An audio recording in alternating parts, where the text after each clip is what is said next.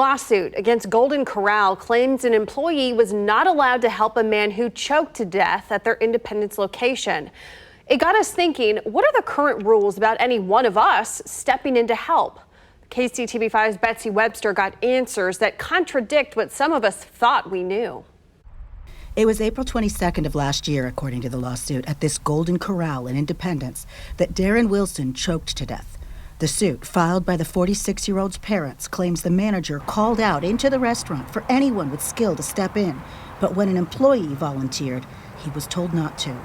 The lawsuit says, among other things, the change should have better informed the staff about, quote, statutory protections for certain individuals who give aid so that they can do so without fear of being sued. Negligence law has room for interpretation. That's why in recent decades, states have added laws that are less fuzzy, so people who want to help can do so without fear of being sued. But those laws do not protect everyone. In general, Good Samaritan laws are going to protect licensed professionals, think doctors, nurses, anyone with formal training. That's the case in Missouri, where it applies to, quote, medically trained people who happen upon an emergency off-duty.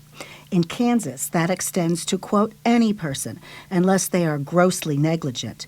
That's according to this lawyer at Lathrop Gage, who's not involved in this lawsuit. If you're not included in those specific laws, he says, it comes down to what's, quote, reasonable care. If you make it worse, you can be held liable for that. Though lawyer Andrew Funk, who's also not a part of this lawsuit, adds that getting sued for trying to help is rare. If you can safely help a child from drowning, please do so. But if you're going to give someone a tracheotomy because you saw it on Doogie Howser once, just call 911 instead. Meanwhile, Golden Corral's lawyers say Wilson was negligent for failing to cut it into reasonable size portions and for failing to properly chew it.